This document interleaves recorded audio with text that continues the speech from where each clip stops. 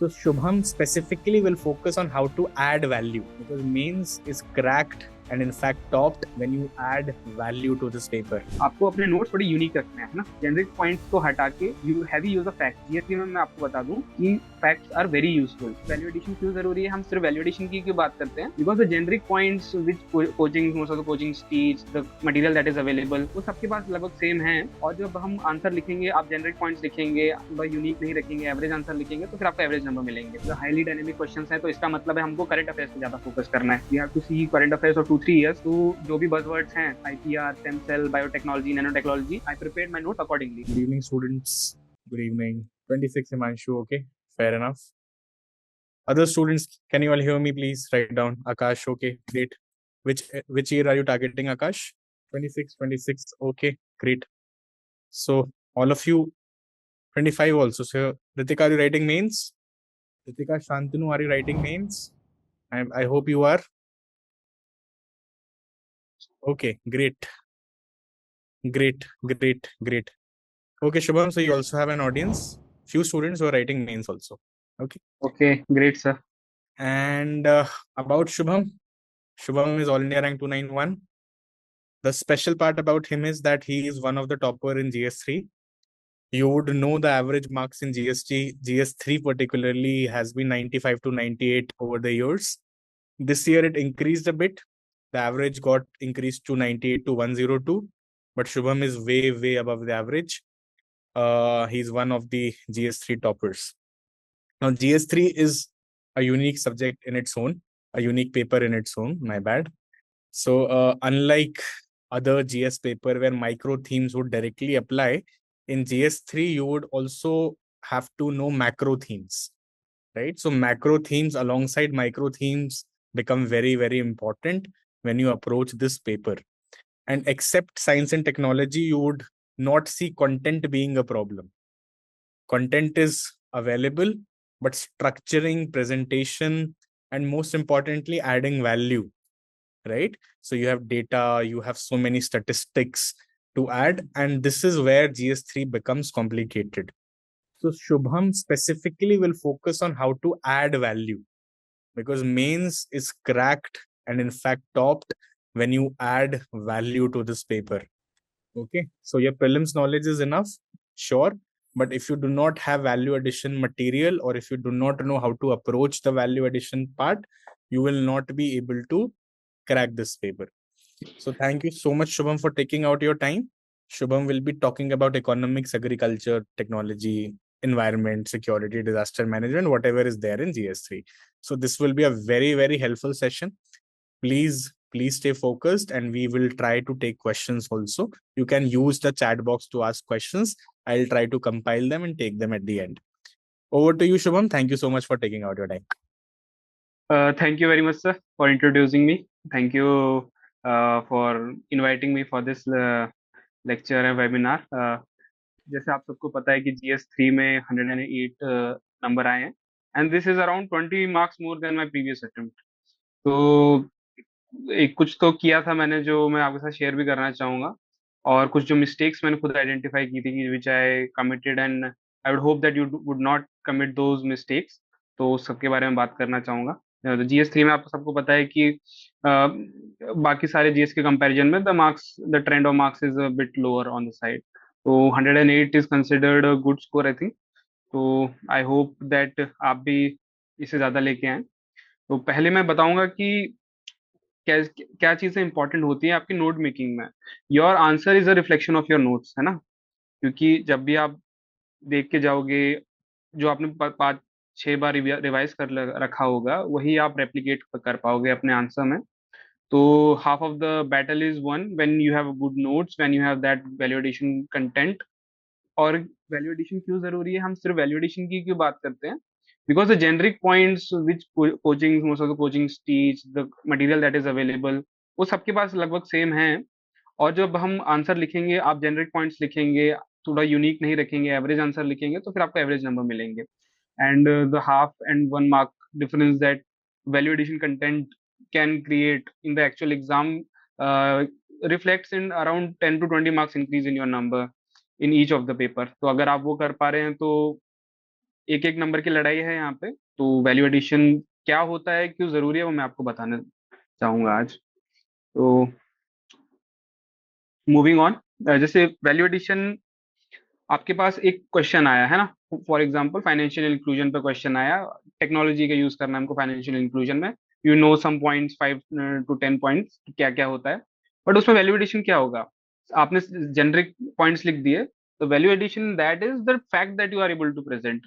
मैं आपको बताऊंगा कि फैक्ट क्या से आप प्रेजेंट करना चाहिए आपको। दो तरीके हैं, या तो आप इंट्रोडक्शन में कर लीजिए, है ना। दूसरा, आप जब भी कोई पॉइंट्स लिखे तो सब्सटेंशिएशन में आप लिख सकते हैं कि अगर आप चैलेंजेस बता रहे हैं तो आप लिखा कि this is the challenge, there is a lack of penetration of internet in India. फिर आप लिख सकते हैं कि this is the ratio of penetration, only 600 और 700 million people are able to access this internet. तो फाइनेंशियल इंक्लूजन और technology का आपने बता दिया कि क्योंकि हमारा डिजिटल डिवाइड है, इसलिए फाइनेंशियल इंक्लूजन नहीं हो पा रहा है। तो this is a value addition in that. Now moving on, there are other like you can also write about some committee in that, है ना। आप recommendations दे रहे हैं, and there is I have been few committees who have focused on financial inclusion। तो उन committees के अगर आप recommendation दे रहे हैं और आपने नाम लिख दिया उस कमिटी का, और एग्जामिनर ने देखा, तो it provides you a your points a legitimacy, है ना, कि आपने अपने मन से नहीं लिखा है, you have quoted a committee's name, and that shows that you are well read about this topic and you are not talking in, तो आप हवा में बात नहीं कर रहे हैं, आप स्पेसिफिकली लिख रहे हैं। तो मैं आपको बताना दिखाऊंगा कि मेरे मेरे जो वैल्यू एडिशन नोट्स थे वो कैसे थे।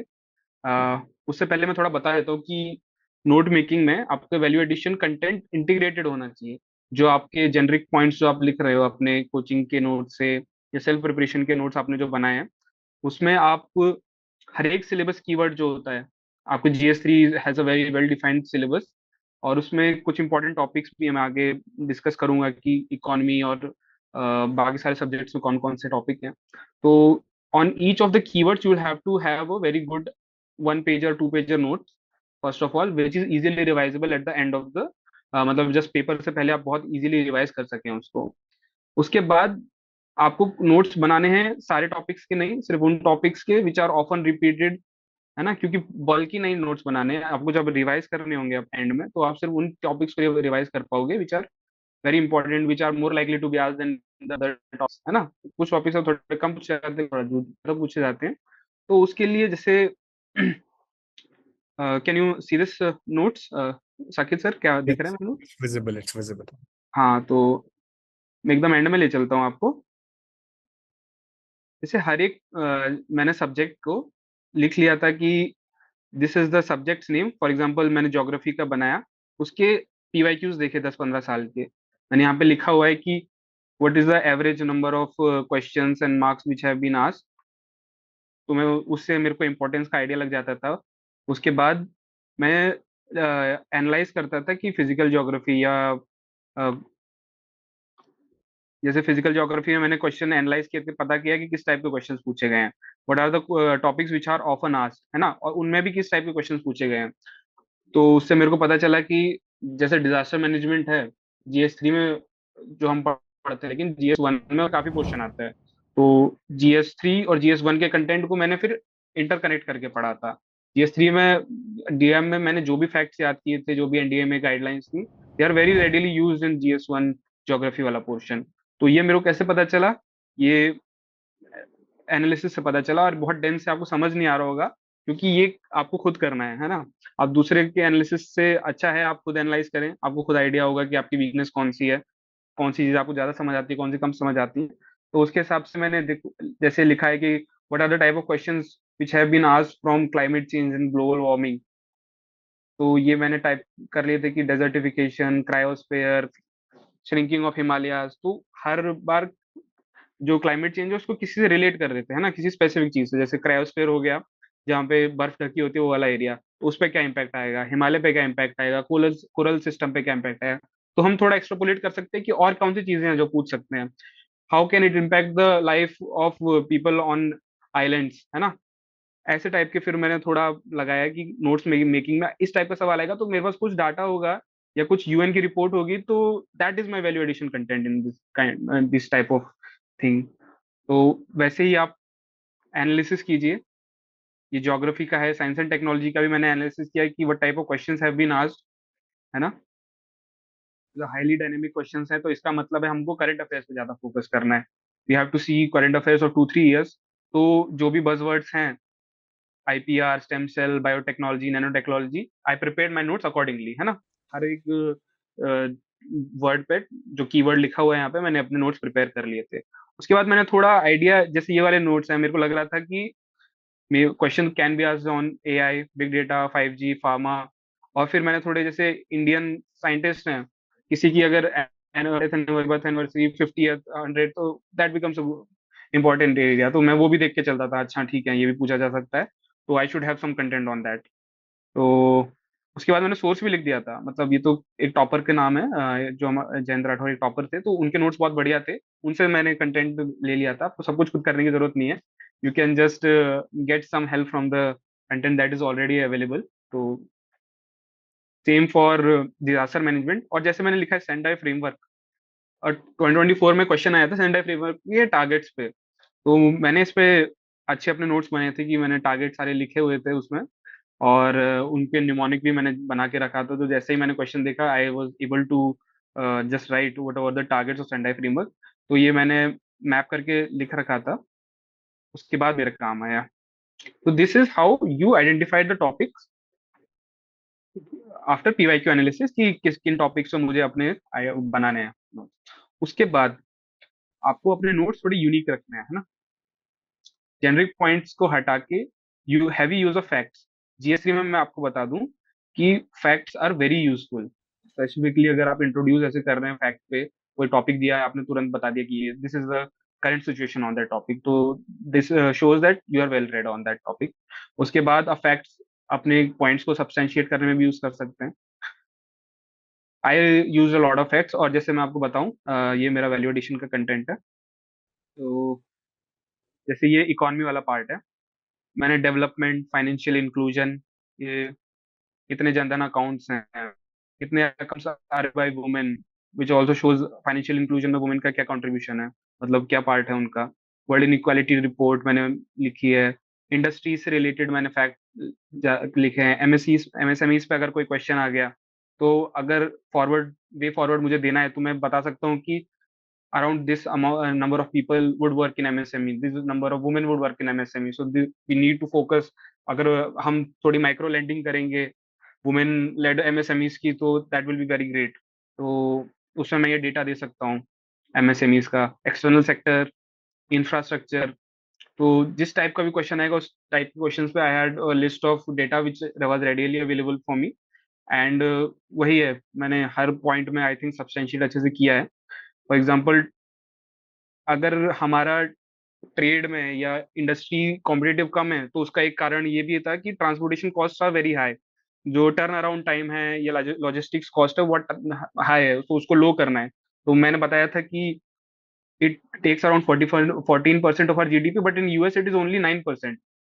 तो फिर मैंने लिखा था उसमें कि भारतमाला, सागरमाला प्रोजेक्ट्स के थ्रू हम we can just curve this gap which is between us and the US.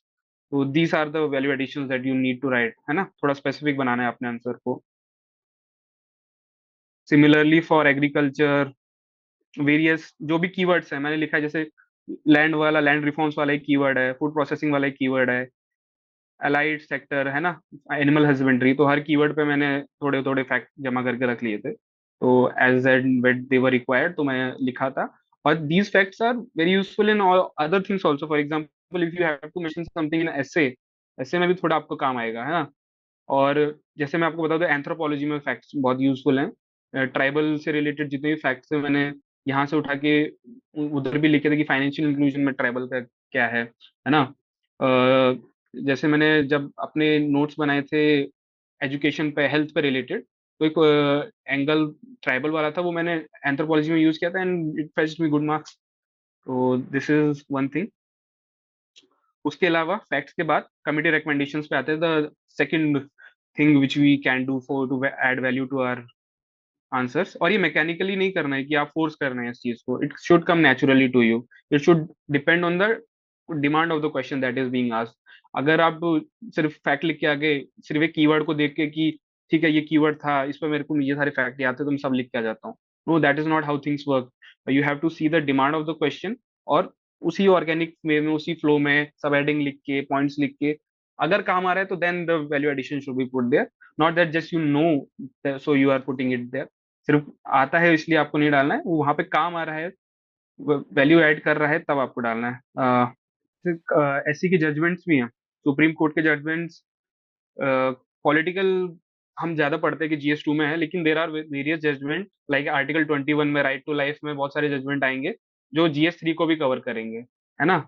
तो उसमें जैसे आप देखोगे नक्सलिज्म में, और उससे रिलेटेड जो टेररिज्म से रिलेटेड फ्रीडम ऑफ स्पीच की एक बात आ जाती है, तो there have been cases which have talked about the like Kedarnath case which has talked about sedition। तो उसमें सुप्रीम कोर्ट ने क्या कहा है। तो जीएस 2 के अलावा जीएस 3 में भी ऐसी चीजें बहुत काम आती हैं। तो I have written those also, एक प्रॉपर नोट्स बनाए थे, हर एक इम्पोर्टेंट जजमेंट को लिखा था, उनके अंदर क्या क्या मेंशन किया है। तो मैं जस्ट ये लिख देता था कि for example judicial review is under article 32 as said by, मतलब it is a part of basic structure as said by supreme court in this case L Chandra Kumar case 1987 1997। मैंने लिख दिया, उसको पता है कि ठीक है, इसने एक केस को कोट किया है, it provides legitimacy to your answers. Again one thing is कि थोड़ा ब्लफ करना चलता है, मतलब मैंने तो किया है इसमें। तो जैसे मैंने कमिटीज के नाम याद कर लिए थे सारे टॉपिक से, एग्रीकल्चर में 3-4 कमिटीज के नाम याद किए मैंने। उसके अलावा जैसे बैंकिंग है, उसमें आप देखोगे financial inclusion, MSME, SEZ, digital payment, इन पे एक एक कमिटी है। अब जब भी मैं कोई रिकमेंडेशन दूंगा, कोई वे फॉरवर्ड देना चाहूंगा अपने आंसर में, तो मैं क्या करता था, थोड़ा जेनरिक, अगर मेरे को याद भी नहीं आ रहा है कि एग्जैक्ट क्या रिकमेंडेशन होगा, थोड़ा आइडिया तो लग ही जाता है आपके इतना पढ़ने के बाद कि what are the way forward, आप खुद से दे सकते हो।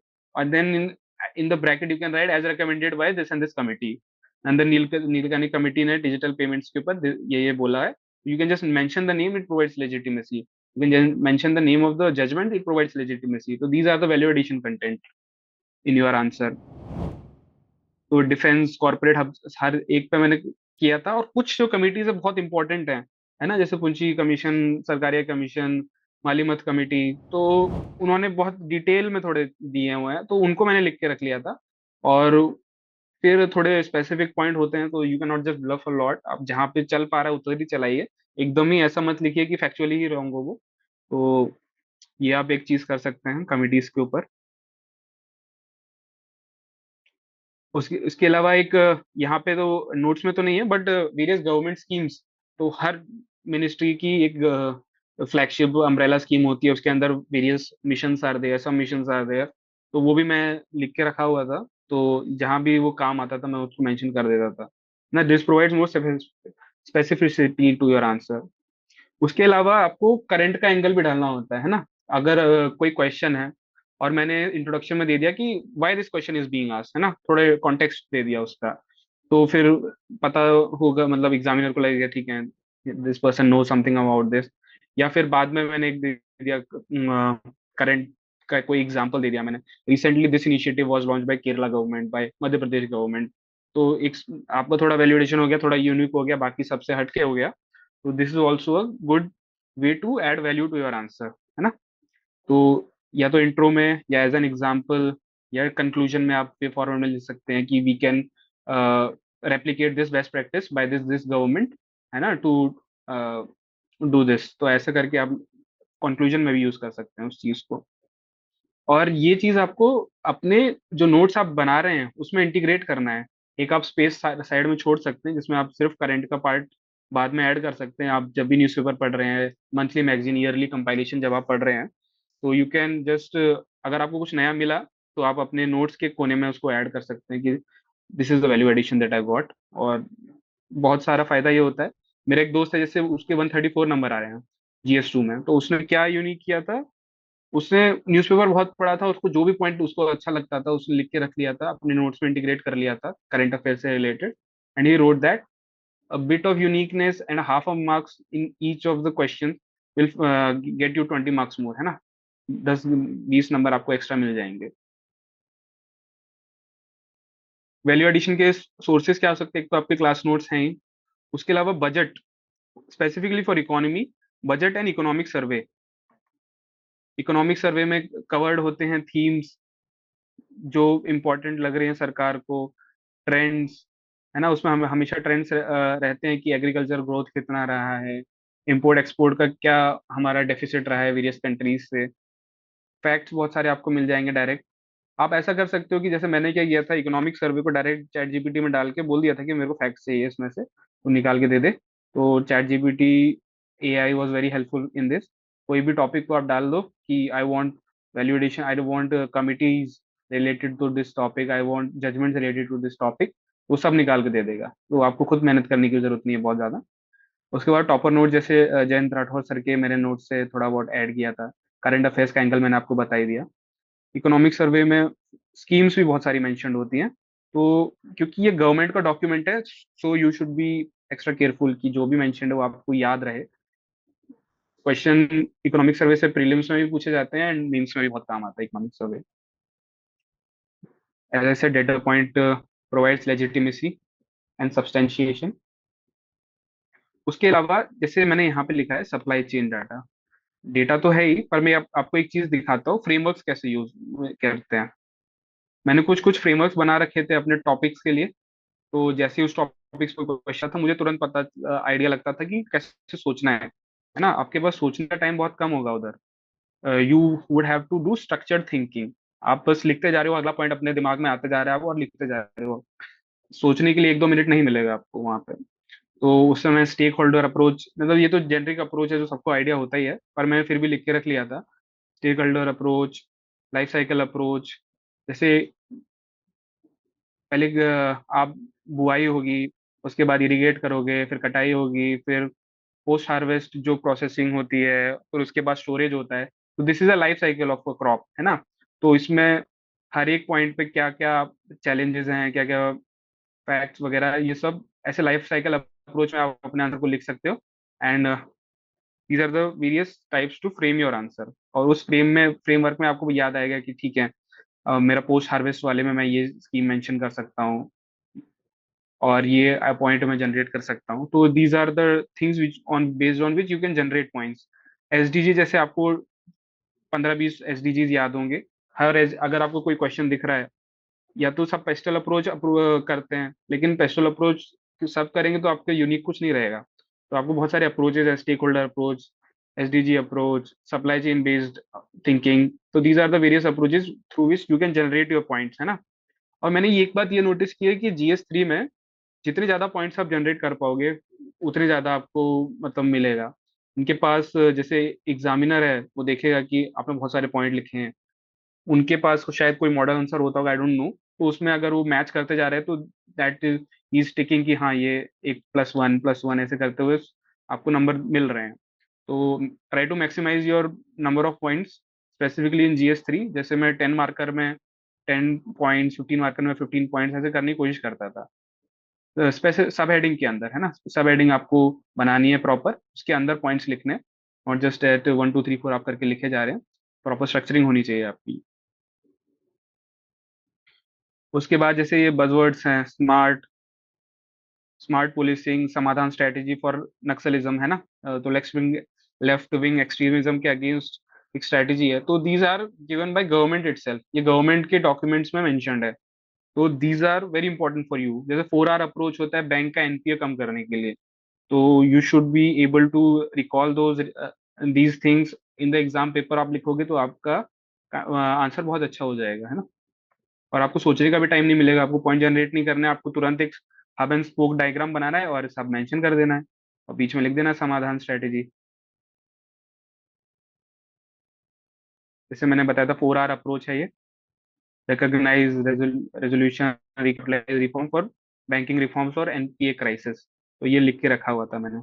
ऐसे ही agriculture, food security, maternity benefits, इसमें डिफरेंट टाइप के मैंने डायग्राम्स बना के रखे थे। And diagram is another way of adding value to your answer. Diagrams क्योंकि बहुत इजीली विजिबल होते हैं, एग्जामिनर को वो देखता है, उसको ज्यादा काम करने की जरूरत नहीं, कोई पॉइंट नहीं पढ़ना है। उसने डायग्राम देखा और वो देखा कि अच्छा ये चीज इसको इम्पैक्ट कर रही है, ये चीज इसको इम्पैक्ट कर रही है, it is a very good diagram. तो उसने पॉइंट एक आधा नंबर ज्यादा दे दिया, 1 नंबर ज्यादा दे दिया। तो मशक्कत कम करनी है आपको एग्जामिनर के लिए, उसको बहुत ईजी रहे अपना बताने में। सिमिलरली जैसे ये वाला मेरा थोड़ा यूनिक था।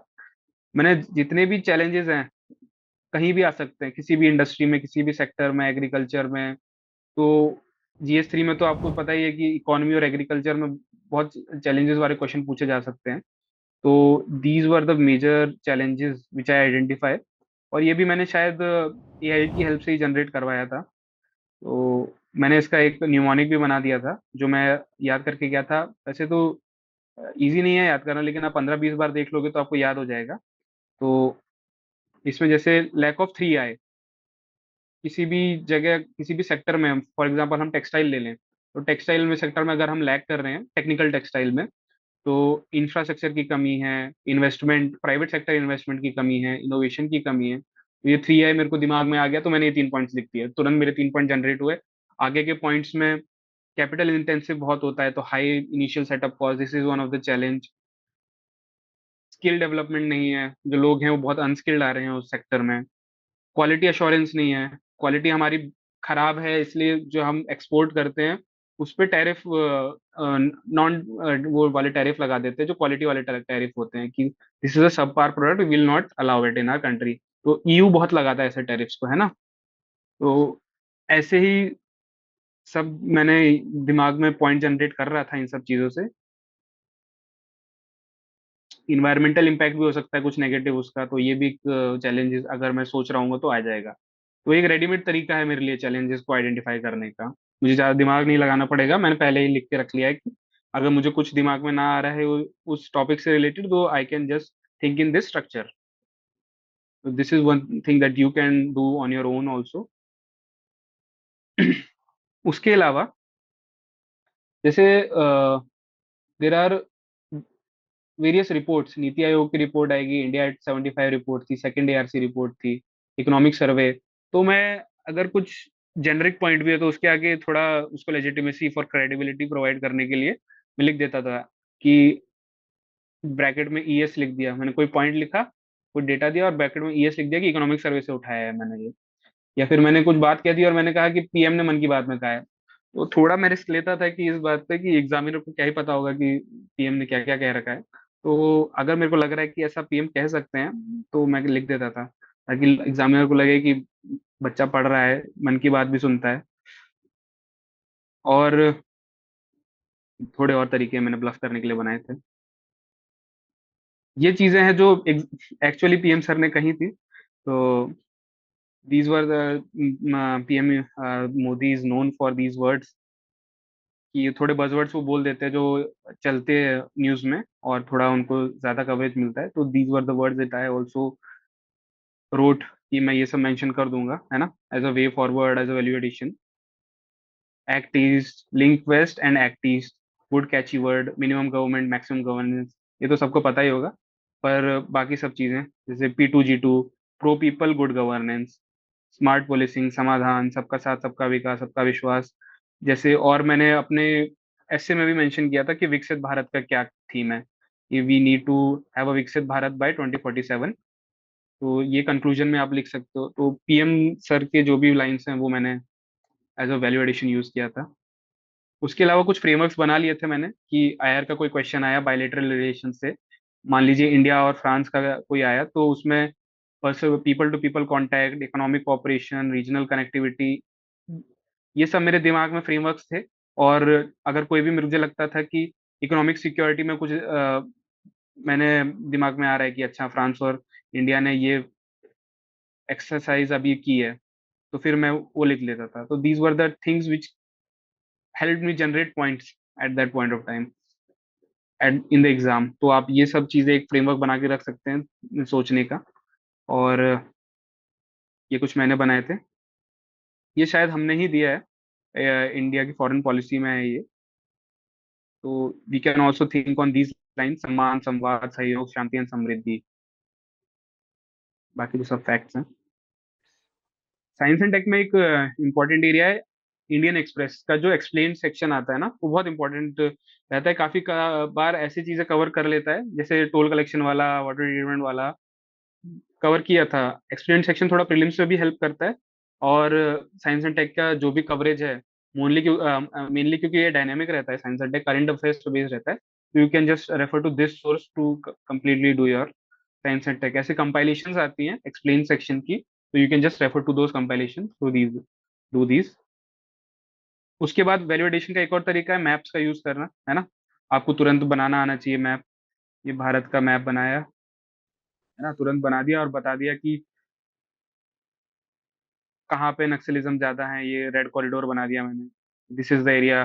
तो it will be easier for the examiner कि वो देख पाए कि ज्यादा विजिबिलिटी आएगी, है ना। आप छोटा सा एक बॉक्स बनाइए कोने पे अपने पेज के, और उसमें मैप बना के शो कर दीजिए कि these are the areas which are impact affected by Naxalism, these are affected by insurgency, this by terrorism. थोड़े आप इंटरनल सिक्योरिटी चैलेंजेस अगर पूछे तो बना सकते हैं तुरंत।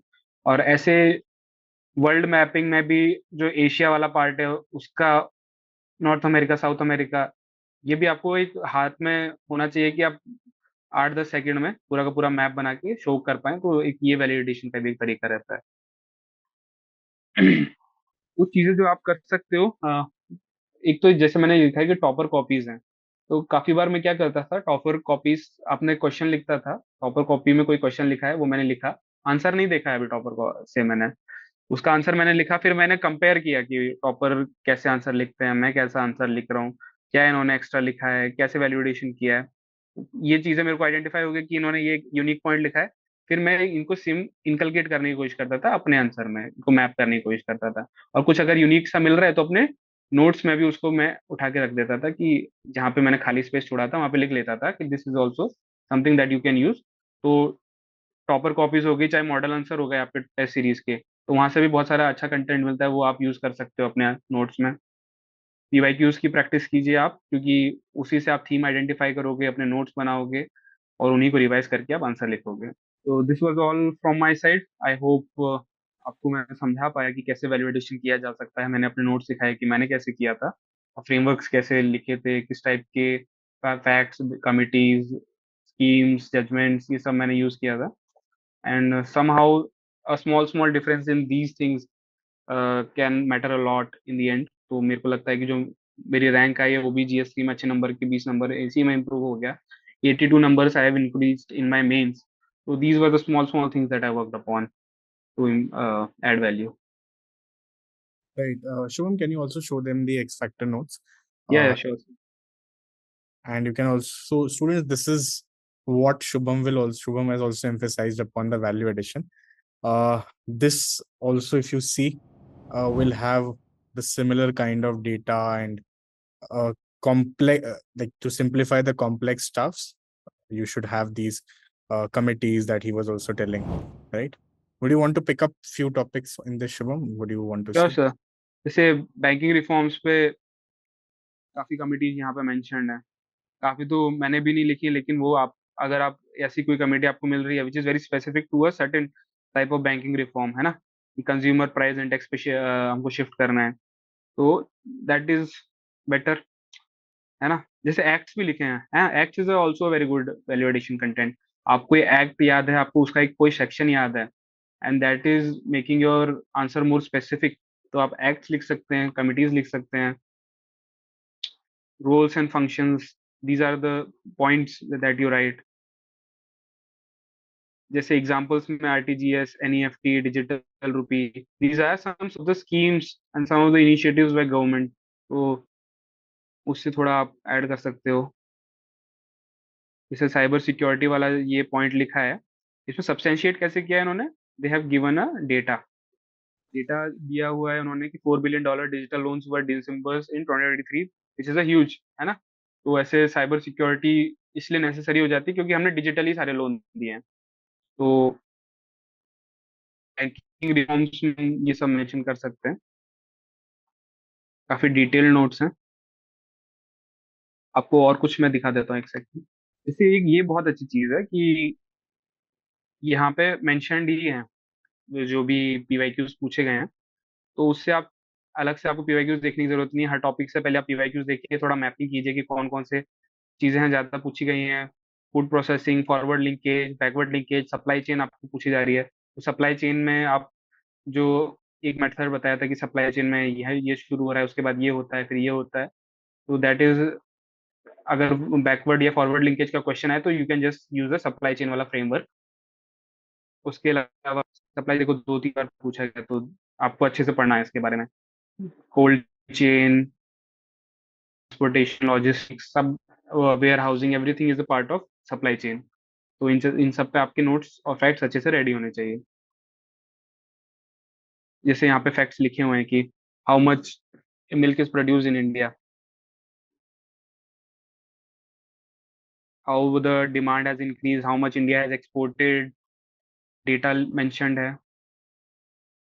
सप्लाई चेन वाला जैसे, हाँ, ये रेडीमेड जो आपका डायग्राम जो आपको बनाना होता है, तुरंत आप ऐसा डायग्राम बनाइए, है ना। ये स्कीमेटिक डायग्राम है कि लाइफ साइकिल वाला, पहले डिस्ट्रीब्यूशन, फिर फॉर प्रोसेसिंग, फिर पैकेजिंग, फिर डिस्ट्रीब्यूशन होता है, वेयर हाउस में जाता है, फिर उससे कुछ जनरेट होते हैं वेस्ट, वो लिखा हुआ है।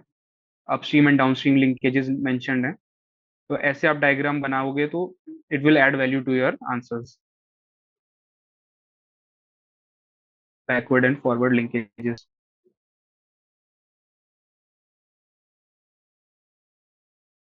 हाँ, government initiatives is a very good जो सेक्शन है इसमें मेंशन किया गया है। जितने भी गवर्नमेंट इनिशिएटिव्स हैं, लाइक एमएफपी स्कीम, जैसे मेगा फूड पार्क है, integrated cold chain, one district one product भी इसमें लिख सकते हैं। PMFME, these are the schemes which are very important. एक टॉप वाली स्कीम होगी, हाँ ये रही टॉप वाली स्कीम है, Nivesh Bandhu, this is a new scheme which has come. तो ये सब भी आप मेंशन कर सकते हैं, and that will aid you, I think. अच्छे नोट्स हैं, कॉम्प्रिहेंसिवली सब कवर कर रहे हैं sir. Right, right, Shubham. And also millets, irrigation, PDS, these questions were there in these notes, and it was a repeated theme. So that also came up, right? Yes, sir. So great stuff, Shubham.